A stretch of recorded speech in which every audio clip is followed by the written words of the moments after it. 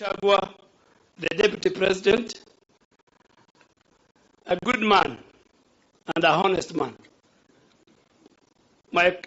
Your Excellency Musalia Mudavadi, our Prime Cabinet Secretary, Your Excellency the Speaker of the National Assembly, Honorable Moses Wetangula, and a long-serving Minister for Foreign Affairs, Cabinet colleagues, Excellencies and Ambassadors present, governors, the leadership of the Parliament, all members of Parliament present, friends, book lovers, and my good friends from the Fourth Estate. Good evening. Your Excellency, thank you again, and all of you, for honoring this invitation to come and assist me in launching this book. For the record, it has been in the works for about 3 years. It was conceived during one of my lowest moments, the day I was abruptly fired as the leader of majority party in the National Assembly in June of 2020. At that time, I was upset at the betrayal, angry at the backstabbing, and I just wanted to breathe, and I had to process it all. Then a few weeks later, a friend sent me a package. It had books, the room where it happened, by the White House memoir by a man called John Bolton, a former U.S. National Security Advisor. I read it closely, and it clarified my thoughts. It confirmed that I had a story to tell. Now that I think back, I was the majority leader for just half of my political life. I owe it to the future leaders to speak about those early years of their life. Your Excellency, when I spoke to another friend about writing books, he went to the bookshop and brought me a book titled The Deep State, The Fall of the Constitution and the Emergency of a Shadow Government by a renowned New York Times writer. I then called my researcher friend, and we sat down for hours, taking and drinking many cups of tea, cups of spiced tea, Your Excellency. You know you have taken that tea in my house, chatting about this book. I think he read the pain, the regret, and the anger in my voice as I retold the major episodes of my life. He gave me an idea that I should call it Not Personal. As he left, he gave me a book entitled For the Record by the former British Prime Minister, David Cameron. And when I told another friend about the book idea, he said, nothing personal doesn't sound good. It sounded vengeful. This made my life and my remarks easier.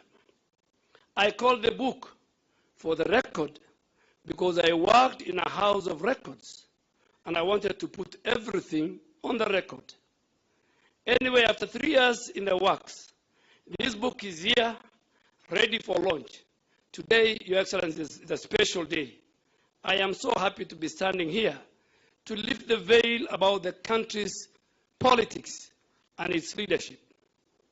Distinguished colleagues, guests, and book lovers, for those who have not read the book, I will not want to spoil it for you, but perhaps I'll just tell you that it is the story of my life, my earliest memories as a young man in Garissa. You know, before the CBC, the competence-based curriculum, I used to sit with my mom every night. All my siblings did.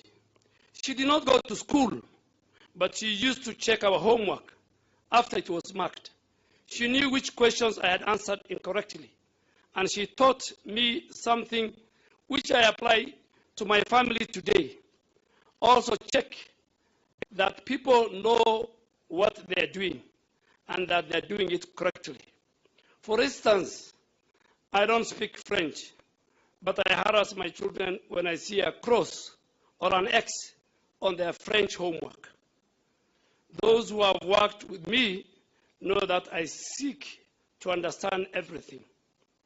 Now you know where it all came from. And yes, my colleagues, and most of my cabinet colleagues sitting here, and my boss, Your Excellency, Mr. President, and your deputy, you too have stories. And if we suffered a few years ago, is there anything to go by? You owe Kenyans books. I know that right now you are very busy, but when you get the time, please pen down your memos. Switching gears now, let me tell you that this is a book about politics, about power, about leadership, and about public policy. I write about how I got started in politics. I have worked very closely with all the key leaders in Kenya, the late President Mwai Kibaki, former Prime Minister Raila Odinga, former President Uhuru Kenyatta, and now with the current president, my boss and friend, Dr. William Ruto. I speak about the courage and loyalty in friendship as exemplified by my boss here. We have suffered together. We have thrived together. Mr. President is now leading us to transform this country. We have a lot of work to do, and I hope this book will alter those who are keen to sabotage our agenda or derail our progress, that we are all working for the people of Kenya. If we win, Kenya wins. There's also a chapter about legislative leadership. My colleagues from the parliamentary leadership sitting here, former Speaker J.B. Muturi, and our current Attorney General, the current Speaker Moses Wetangula, Papa wa Roma, my cabinet colleagues, and former majority leaders in the Senate, Kithure Kindiki, who also became at one time our deputy speaker, and Kipchumba Murkomen, the current CS for transport. They all know how hard it was to set up a bicameral parliament, the tension between the two houses, and how we got to balance. I also tell the story of devolution as a chapter, and the tension between the Council of Governors and everyone else, including the executive and the two houses of parliament. My friend Isaac Ruto, the speaker, was to be here today. I invited him. He's on his way coming, because he's very central in this book. He was part and a parcel of the struggle. He helped us pin together the URP constitution. Many nights we sat with him at the family Bibilica along State House Road. And of course, the famous ile pesa bado inalete shida hata hapa ukimuuliza Mheshimiwa Rigiji. Still, the Senate, the National Assembly, and the county governors are still grappling with the same issue of ile pesa. But we are working on it, baking a bigger cake to make sure that we have enough for the counties, and the counties make enough to sustain themselves. It's not easy, but we are on course. Your Excellency, distinguished guests, ladies and gentlemen, I am sure many people do not know what we had to go through to pass laws. My opposition colleagues, the Honorable John Bandi, the Honorable Opio Wandai, were to be with me here today, but because of the political inhygiene in our country, they asked me to pass their message, and that they cannot be here, and they have sent their apologies. But they know the secrets, and I have shared those in a book so that future leaders know how to apply the game to win for the people of Kenya. Sometimes we have to push through necessary laws to make sure we kept our country safe. to make our economy friendly for domestic and foreign investment, and to make sure Kenya got the best deal. The record speaks for itself. Whenever there was legislative overreach, the other arms of government, such as the judiciary and the executive, did their job. It's the beauty of our constitution. As a leader of majority in the National Assembly, you do a lot of work. You are the leader of government business. And at the same time, you're also a parliamentarian with a constituency. You have to know how to work with the cabinet secretaries, with fellow MPs, and with the public. You automatically become the face of parliament. Do you guys remember when those activists and civil society fellows brought bloody pigs to parliament buildings and labeled the names of leaders, myself, the late Jacoyo Midio, the late Francis Nyenze, and many others? We have seen it all. I've had people attacking some of us who were in the last government for approving the debt ceiling under the Jubilee administration. The borrowing came from good place. We wanted to invest as we baked a bigger cake, but instead, people minted the money, changed the scope of the projects, and began diverting attention when we complained about the wanton corruption in the last 5 years of the previous administration. But seriously, how do you build a railway that ends in a thicket? Move business from Mombasa, a thriving port in East Africa, to a bush. I know they say, build and they will come. But you don't need to kill the economy in one corner of the country for it to grow in another corner. Our development has to be inclusive, and I think we ought to have done better with the taxpayers' money. Thankfully, President Ruto corrected that policy mistake immediately he took over and took the port business back to Mombasa. There are many more that we are correcting, and we believe we will fix the economy and make it work for everyone. On the debt matter, we decided because we are in a hole, we will not stop. We will stop digging. And as the president and his deputy have said many times, we have everything to make sure that we cut down on the borrowing, raise more funds, and rebuild our economy for the benefit of everyone. It will be painful in the beginning. As a businessman, as a Kenyan, and as a leader, I can tell you that we need to fix the economy now.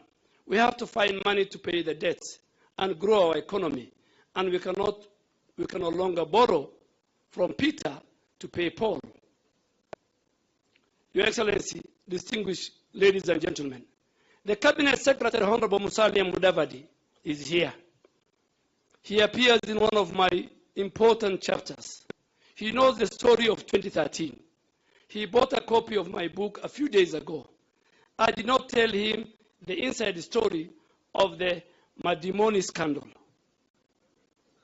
He has his version to tell us one day. But for the first time, he gets to hear my side of the story.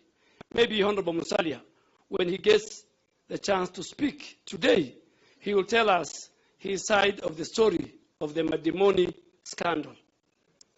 Honorable Musalia Mudavadi is a very tough man, a brilliant economist. I tell everyone that Musalia's speech, known as the earthquake, was brilliant. He diagnosed Kenya's economic problem very well. He knew the situation, and now together we are working to remedy that. When Musalia said, "Tusidanganyane," I felt it. He spoke his truth, many truth, and the truth of 50 million Kenyans. I put that on record too, and I hope he'll get the time to also put it on record. And his speech appears in my book. Your Excellency and distinguished ladies and gentlemen, there's a whole chapter on how we told disbelieving Kenyans that the cases at the ICC were political international conspiracy. Winning those cases was a master class in politics and in geopolitics. You just have to read the book to understand what the current president and the former president had to go. What we had to do to tell our friends, and many, many friends internationally and locally, that we knew their schemes and we were never going to deliver, their schemes are not going to deliver justice to the post-election violence victims in our country. But a book like this must have a very candid chapter, Mr. President. I have written a chapter on my ouster in 22 minutes. My ouster took 22 minutes at KICC. I served for 7.5 years, and it all came crashing in less than half an hour. Can you believe it?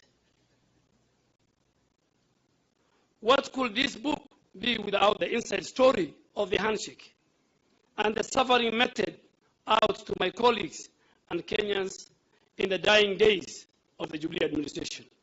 You see, sometimes we think it's all politics. However, politics can get too costly. It affects the life of real people. We can be mature about it, play our politics progressively, putting public interest first. I have done it in my constituency for the last 16 years, and my development record gotten me elected 4 times in 4 elections in 4 different political parties. I just hope that putting this on the record, for the record, will help us and give us lessons to politicians. There is more at stake. They need to work for the people who elected them into office. Your Excellency, ladies and gentlemen, distinguished book lovers, as I conclude, let me recap that if this book inspires any hustler to pray to God, to work hard, and strive to succeed, then my job is done. I dedicated this book to my mother, a woman of courage, for teaching me all the values, and to the young people of this country, for all the hopes and the hot fires that you lit under our seats. I hope young people, and more so even in my house, and I think all I can speak for them when I say that as a government, we hear you.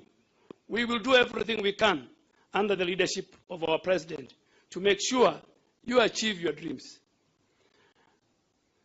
I also have a word to all the young leaders in Kenya who are excited about being in public office. Deliver what you promise. You have the next 4 years to do your job. If you don't, I am sorry, your opponent will have you for dinner. It's really a matter of planning. I hope my book helps you, will help you get more political lessons. Finally, I want to thank you all for coming. I don't take it for granted that you brave the traffic to be here for this launch. I'll be signing copies after the event. There are more books being sold out there. Grab one for yourself and more for your friends.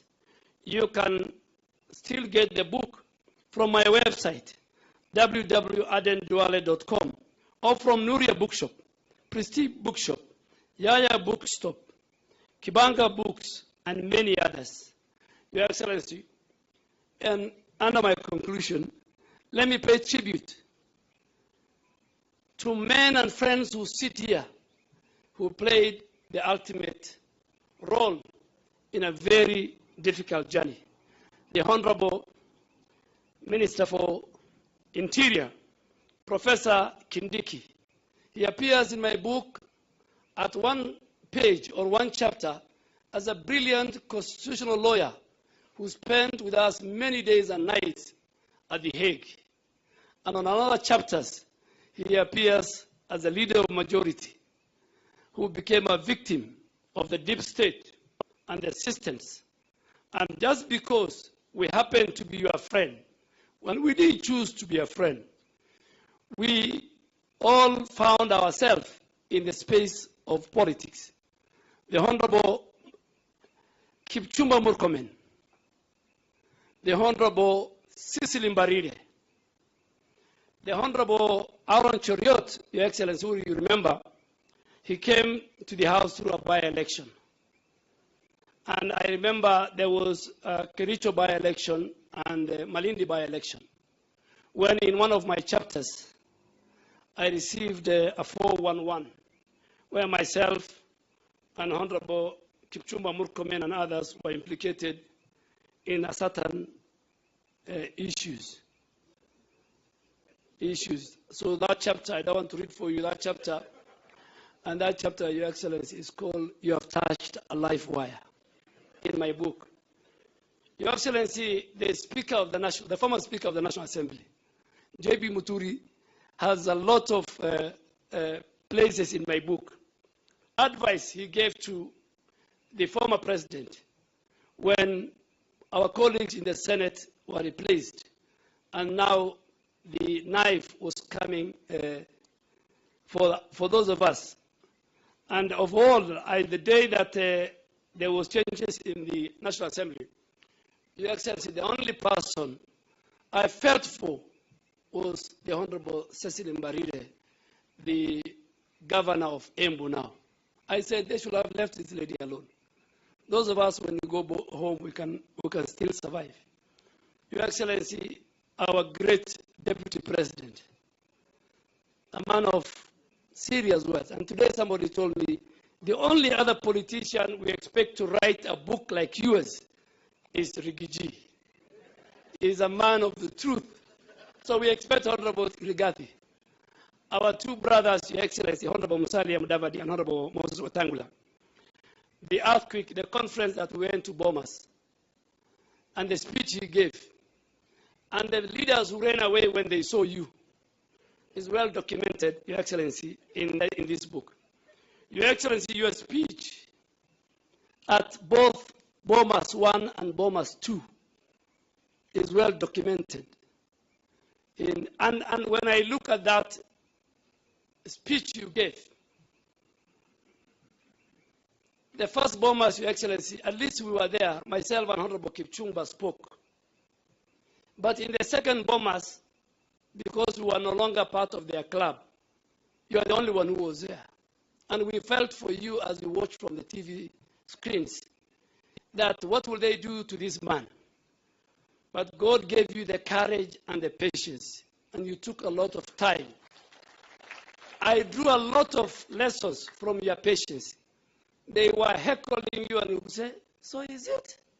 You think so? You know, was like, you think so? If you can convince me, I am ready to listen to you, you know, very calmly. You know, they humiliated you. So there's a huge chapter on that, Your Excellency. Your Excellency, my journey with you in ODM in 2005. And for record, the only time in my political journey with the president, and he allowed me a sabbatical leave, agreed, was during the 2010 Constitution. And I told him, Your Excellency, you know that few key areas that are dear to the community and the region I come from. The card is caught. And today when I look back, I am so proud that even during that referendum, where the former Prime Minister, the former President, the former Vice President, the whole government was on one side and you on the other side, you managed to get behind you over 2.5 million Kenyans who agreed with you. And Your Excellency, as I finish, he went to Mandera to go and preach the No campaign. And the president went to Ramu. And the Ramu constituency was where the chairman of the Parliamentary Select Committee on the Constitution, the Honorable Abdikadir, was coming from. So he went 1 week earlier, and he talked to the elders. In the north, you talk to people under the acacia tree. So in every town, there's one acacia tree that all meetings are held. So we went there. After 2 weeks, we went to Mandera. We went to the same acacia tree. And when the meeting started, I don't want to go into the issues the elders have raised. When the meeting started and the prayers were conducted, an old nomadic elder stood up from the back of the crowd with his bakora and he said, before you start, and you know we are with serious people, the late Honorable Haji, who was the Minister for Defense, the Honorable George Saitoti, the Kalonzo Musyoka, and he said, gentlemen, wait a minute, before you start your meeting, William Ruto was here under this acacia tree. He raised 3 fundamental issues. I won't say them. You'll find them in the book. Because I don't want to offend people. And he says, unless you answer those 3 questions, which he said is in this constitution, you will not start your meeting. And we pleaded, please listen to us, listen to us. He now mobilized other few elders. And he said, William Ruto's questions must be answered. And you can imagine, we left that place without answering talking to the people. When in the 2005, finally, there was a referendum of the banana and the orange. And that time, I was a young member of parliament. And the Iron Lady of then, and a powerful minister for constitutional affairs, you'll find in my book, called Mother Karua, and George Saitoti, and Kalonzo Musyoka, and many others went to Garissa. And by then, that region was completely against the constitution, because there was extrajudicial killing, there were many issues. So they were not allowed to address a rally in Garissa. Unfortunately, with all her arrogance, it's in my book, Mother Karua stood and called a press conference, and because she was so powerful, she told the minister, Saitoti, and the local administration that you guys, we can come to Garissa, have a cup of tea, not address the people. You mean you can't even convince and talk to these refugees?